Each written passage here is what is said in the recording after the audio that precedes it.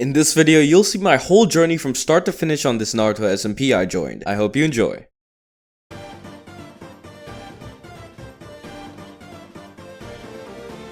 I did all this on Icy Man's Naruto server. Great guy, great staff team on there, they helped me out a ton, so go subscribe to Icy Man for more, and while you're down there, subscribe to me as well. We're trying to get 200k by the end of the year. But back on topic, my origin story on this server was that I was a ninja from the Grass Village. Background on the Grass Village, it got blown up in a recent war, and because of that, most people left, except for a select few. Now, as you might expect, I wasn't too happy about what was done to my village, so I wanted to get stronger really quickly to get revenge on the people who did it. My Kage knew this, so he selected a bunch of missions for me with the purpose of both getting me stronger and allowing me to take revenge. So the first of these missions was for me to infiltrate the Sand Village and steal one of their scrolls. Why, you may ask? Well, our spies had done a bit of an investigation and discovered that the Sand was in possession of a boiling release scroll, one of the strongest release types in Naruto. So yeah, it seemed like a pretty good idea to get my hands on that, but I was still weak. I could only use my base release style, Crystal, and while it's strong, it's nothing compared to the heavy hitters we might have encountered at the Sand, so my Kage assigned a really strong grass Jonin to help me,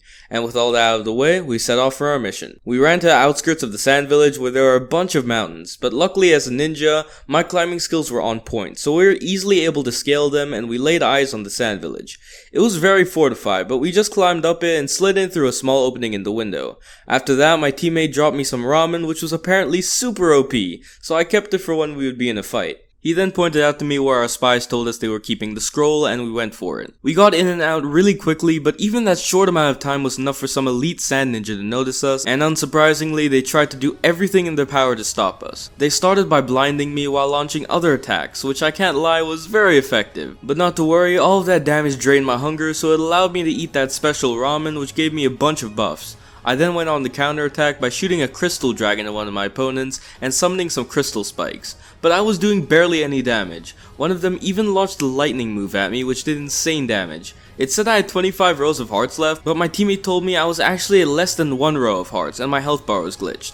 And because of that very good reason, he told me to retreat while he held the ambushes back. And yeah, I was still weak as hell, so I listened to him and booked it. By the way, don't worry, my health bar got fixed after that, so it's actually accurate for the rest of the video. Back on topic though, as I said, my teammate was super strong, so not only was he able to hold them back 2-on-1, he was actually able to escape without taking too much damage as well. But yeah, because of all of that, I was able to learn Boil Release, which increased my strength a ton. And to test out my new strength, the Jonin suggested that I 1v1 him. So we climbed to the top of the wall surrounding our village and began our legendary battle. He started by shooting a huge fireball at me, but I responded by shooting out a gust of hot wind that set him on fire, then shot him with some boil release fireball things, and just some regular fire. I found out in this fight that those boil release fireballs are insanely good. They're basically like Amaterasu. If you hit someone with them, they stay on fire forever, or until they get in water, but there was no water around, so I didn't need to worry about that. I then ate my OP ramen and went in for him with another fire particle move, which threw him off the side of the mountain. He climbed back up and we resumed with our fight. I shot some more fireballs at him, which don't just light people on fire, they also explode on impact, which do a ton of damage too. And I hit him off the wall once again. He drained his chakra a ton by this point, so while he was stood still charging it, I spammed more fireballs at him. He then shot some dragons at me, which shoved me back and propelled me into the sky, but that didn't keep me back. I kept on spamming, but then he froze me in place with that insane lightning move that the Sand Ninja used on me, which made it harder to aim with my jutsu, but it was still doable. But this is where the tides began to turn. He shot me with his dragons again while keeping me in place, so all of them hit me. Then he used the lightning move again, but after that we decided to call the fight because we had done quite the damage to the wall, which was the only part of our village that was mostly unscathed by the war, so we wanted to keep it that way. We went back to the Kage office and the Jonin got assigned to another mission, so I got paired up with another partner, this time one with a Tenseigan. Yeah, pretty much the only ninja left in our village were the strongest ones, so that was a little advantage we had. The mission our Kage gave us was to go to the waterfall village and steal another scroll, this time a wood release scroll. Yeah, I wasn't kidding when I said I was trying to get OP quick. I really needed to be strong to achieve my goals. We arrived at the waterfall village and jumped in the entrance. We stepped out of the starting area and found ourselves in a huge underground village. We didn't want to waste any time, so we immediately started looking for the scroll. But as we were ambushed by waterfall Jonin. We started by exchanging a bunch of explosive moves, but I took a heavy amount of damage from those, but I kept with it and spammed my jutsu on them, occasionally backing off to charge up my chakra, but even then still shooting my jutsu from afar, although they retaliated with some of their own. Eventually, I got down to 7 rows of hearts, which sounds like a lot, but remember that the max was 27, so I had lost over 20 rows of hearts. But our opponents were also really low by this point, and when one charged at me, I finished him off. I then also defeated the last one after that while he was charging his chakra, although barely. But with that, we got the next scroll, the wood release scroll. And because of that, I got a bunch of new wood release jutsu. And the Kage also taught me the Rinnegan, which was nice of him, and of course they were all gonna be immensely helpful in the coming fights.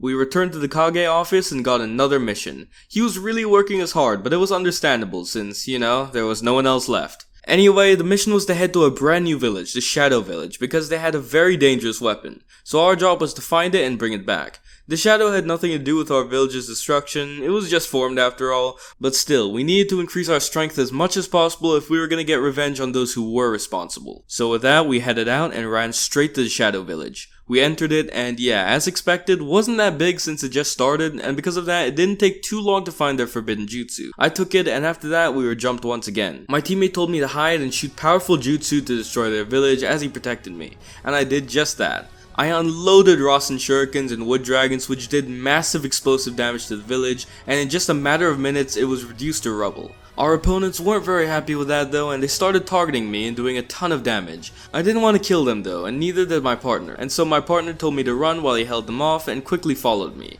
and we were able to lose them and make our escape. As my reward for retrieving the Forbidden Scroll, the Kage taught me Scorch Release, another really good release style that brought with it a bunch of new jutsu. Mostly very destructive jutsu though, which can either be good or bad. But for my next mission, it was definitely going to be good, since I needed all the firepower I was going to get because it was time to get my Rinnegan. As you know, there's only 2 ways of doing this, be born with them or steal someone else's. Well, I was probably not lucky enough to be born with them, so yeah, we were gonna go for someone else's. Our spies had been scouting for ages to find a Rinnegan user, and they finally did. The Kage decided that I should have it since I completed all my missions, and in record time. And hey, I wasn't gonna say no to that. So he set off, and by we, I mean literally all the strongest ninja in the village, including the Kage himself. I was personally really excited to see him in action, but I knew I had to focus up if we were gonna take out this Rinnegan user. We ran over to his house and started the assault. I started by spamming my Amaterasu type move as per usual, which lit him on fire.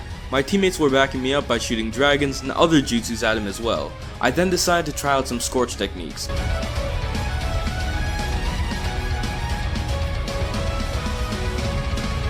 But we just kept chasing him and used jutsu to deplete his health further. Then chased after him, swinging a really strong ninja tool the Kage gave me, and with that, I was able to defeat the Rinnegan user and obtain the Rinnegan.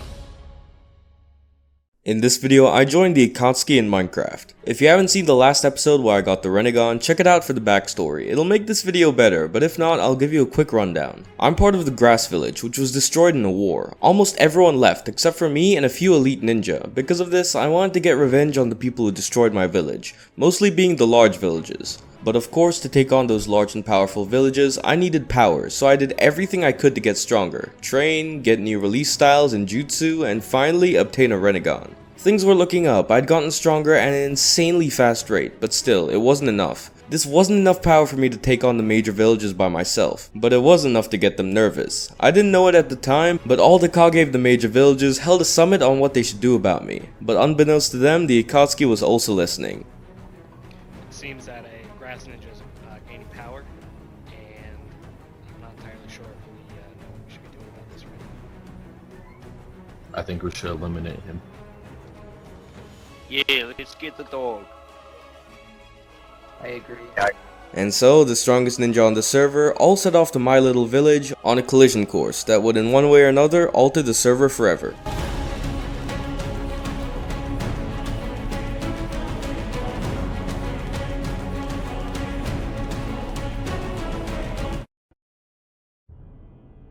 On that fateful day, I was just chilling in my village, waiting for my next mission, when I heard explosions outside. At the time I didn't know it, but these were the sounds of the Kage, their Anbu, and the Akatsuki clashing. Their jutsus were insanely powerful, so stray shots started to hit my village's wall and create holes in it. I teleported inside one of these holes high up on the wall and laid my eyes on the chaos. I was confused beyond belief. Why were all these powerful ninja here? Well, it quickly stopped mattering to me, because among them I saw some of the Kage who were responsible for destroying my village, and suddenly, I lost control. I awakened the second Rinnegan and began my assault on the Kage. I used my new Rinnegan powers to wreak havoc on them and anyone else who got in my way, but they barely fought back. They just kept running because there was nothing else they could do against my new power. I kept at it though, for a long time, but they just kept on running and healing. But then, suddenly, we were all dragged into one spot. I tried to teleport away, but I couldn't. I looked up, and a giant meteor was barreling towards us. I couldn't do anything to escape it, so I just waited for it to hit. Was this really how my journey was gonna end? Dying alongside the people who destroyed my village? But it was very possible that they could survive this, and I couldn't die in vain, so I braced myself best I could, and surprisingly, my new power helped me survive. Not only that, but with ease, and I was right, the Kage also survived. But before I could start attacking them again, they escaped with no trace. I was frustrated beyond belief. If only I'd been stronger. If only I could have forced them to fight me, or even kill them while they were running from me. In this server, all that mattered was power, and an opportunity to gain more was right in front of me. The Akatsuki remained behind, and their leader, the man who'd launched that huge meteor that almost killed the Kage in one hit, gave me an offer to join him. Alright, so we've come to a conclusion, and we have some standards here on the Akatsuki. We have a big agenda ahead of us, and I know you say that you want to be powerful, but I don't trust your word until we see you do something. You're gonna have to turn your back on your people. The remaining grass village, and once you do, use your Rinnegan abilities, all right, and I will give you some of my stars, okay? So, that was his condition. I had to destroy my village for them to trust me. But at this point, all I wanted was power. Revenge was all that mattered to me anymore, and I needed power to achieve it. The people closest to me were killed by those Kage and their ninja, and although I'd formed new bonds, they weren't strong enough to override my thirst for revenge. And so I did it. I broke off my ties to the grass with a huge display of destructive power, and there was no going back from there. I joined the Akatsuki and left everything but my desire for revenge behind. They took me back to their hideout, which was very well hidden. It was even in a whole different dimension. They started off by measuring me so they could fit me with my robes. You all, shoo, private time. You all don't need to be in here. This is Brevis's time. Yeah. All right. I guess we just have to wait listen. outside. First, I just need to measure your size. Got your height. Got your width. Look at him. Look at him. Alright. I think we're ready. What are they doing? Here are your robes.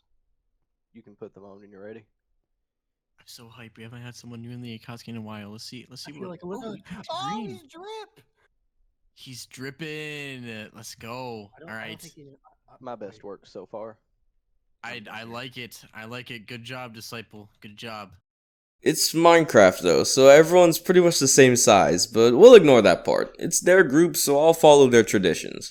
I ended up getting some nice custom green robes as well as a face mask with the same color scheme to tie it all together. Icy Man then followed through with his promise to give me more power. He gave me some of those stars he was speaking of earlier, and I immediately felt a huge power up. In fact, it was too huge, I couldn't control it, and it caused lightning and explosions to surge out of my body, both damaging myself and the other Akatsuki members. So they locked me in that room I was in until it subsided a little bit. Then they hurried me over to something they called an anti-chakra room, which calmed down my power surges really quickly until they subsided entirely. Icy then explained more things to me, including what my first mission in the Akatsuki would be, and what his ultimate plan was.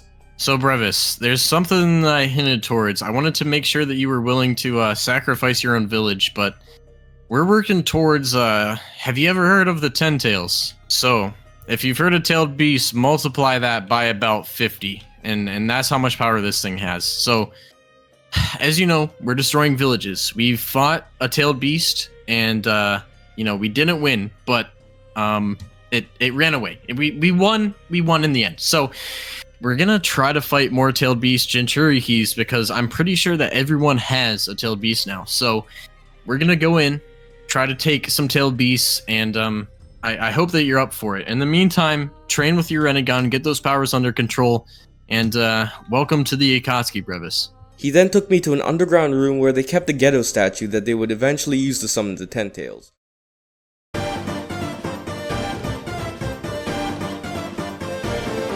So to set the stage, I just joined the Akatsuki and was still learning the ropes, and as such I didn't really know any of its history. So when there was some buzz in the group about an old legendary member T-Nick returning after some intense training, I had no clue what was going on, but nonetheless I just followed behind my teammates when they went to check T-Nick's old room in case he'd come back without telling them, and he did just that. And Jesus Christ, did this man come back with a bang. You didn't expect to see me down here, huh? Bro, you look so different. What? As the Sage of Six Paths, baby. Dude, let's go. I've been out here training with the Sages the whole time. No. Training with the Sages, and I'm back as the Sage of Six Paths just in time for the Akatsuki takeover. So yeah, my man learned the Sage of Six Paths form and had become even stronger than our leader. So I was definitely intrigued by him, but more on our relationship later. For now, we need to focus on the main event, our raid on the Hidden Stone Village. The background of this was that the stone had possession of two Master Tail Beast Jinchurikis, the One Tail and the Four Tails. So on top of them being a major threat to us with that much firepower, we of course also needed to collect Tail Beasts to power our Ghetto statue to awaken the Ten Tails. And on top of all of that, I also had my own personal grudge against the stone. I hate this village. That Kage, when my village got destroyed, he didn't help us.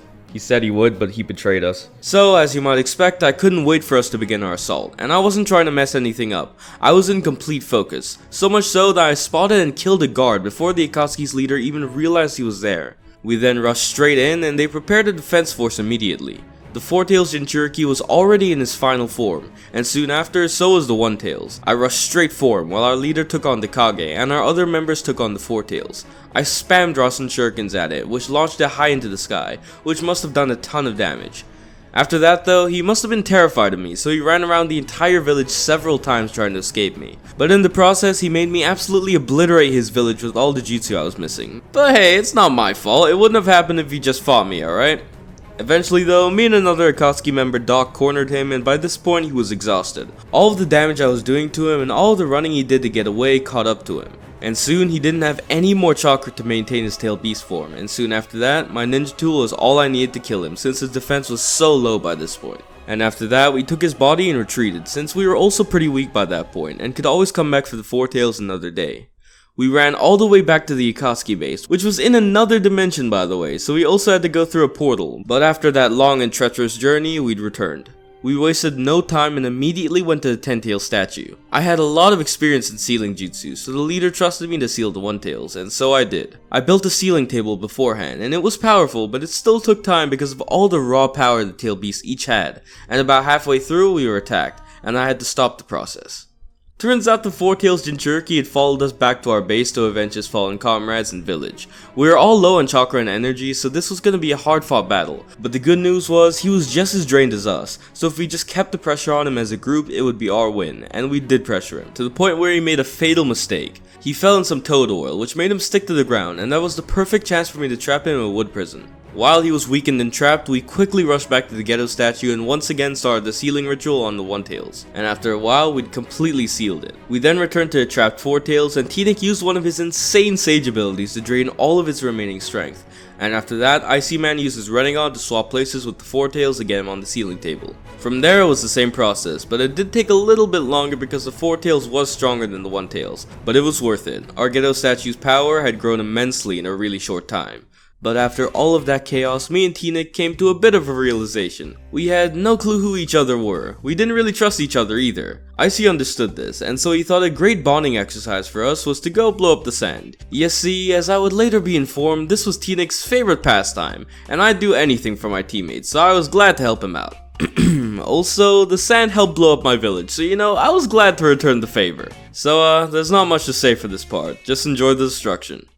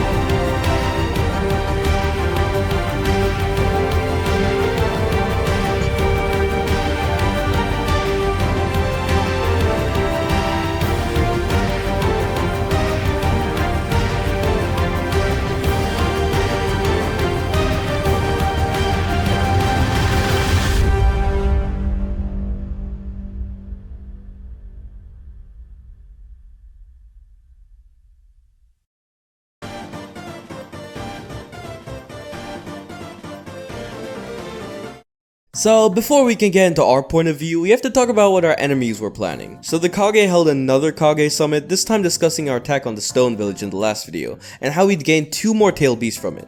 They didn't know why we were collecting the tail beasts though, because we'd kept the secret of our ghetto statue very secure. So they foolishly made their next decision, not knowing just how powerful we were. They decided that they would all come to our base with their strongest ninja and kill us all in one fell swoop. So yeah, 5 Kage and their strongest ninja were heading to our base, and we had no idea. Now back to us. We were in our ghetto statue room just planning out our next move to attack one of the villages when they all burst in and began their assault on us. It was an all-out war, our disciples versus theirs and us versus the Kage, and our base got obliterated during it. But during all of the chaos, I could tell we were winning. We had stronger jutsu and thus were doing a ton more damage to them than they were doing to us. I soon saw that the Mizukage was playing very defensively, and that's when I knew he was on low chakra and defense, so I took advantage of the situation and killed him. After one Kage went down, and his Miss Ninja also either being dead or very weak themselves, we saw a golden opportunity to attack his village. So we used our teleportation jutsu to escape from our destroyed base and headed there. But not before Icy transformed into the 10 Tails Jinchuriki. Okay, oh dude, I feel something. I feel weird. Oh god. Oh god. What is going on? What is going on? Okay, dude, the 10 Tails has transferred to me now. That's right, we had enough chakra in our ghetto statue to evolve Icy into the 10 Tails Jinchuriki. He wasn't the strongest he could possibly be, but it was enough. And so, after a bit of running, we'd reached the mist. And what greeted us was shocking. They must have predicted our move, because the rest of the strongest ninja in the world had gathered there, including the 8 Tails and 6 Tails. So this was it, the hardest battle we would ever need to fight, and the one that would decide how the server would end. Now this was an all-out war. I'll just play some music because it was so hectic I don't even know how to commentate over it. So yeah, I hope you enjoy.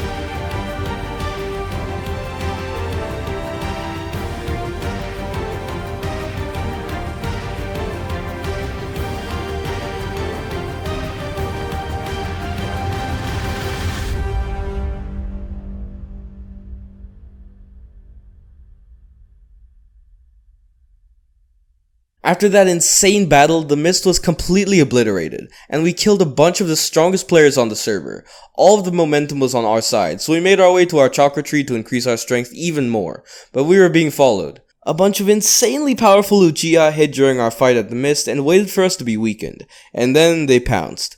They all had Mangekyo Sharingans, and all had armored Susanos as well, and they were too much for me. I had dual Rinnegan and a lot of powerful jutsu, but my defense wasn't enough to withstand it all, and they quickly destroyed what little defense I did have, and soon after, they were able to get me weak enough to kill me in just a few hits. And that's where my journey on the server ended. I've linked Icyman's POV in the description though, so watch that to see how the server as a whole ended. It was amazing.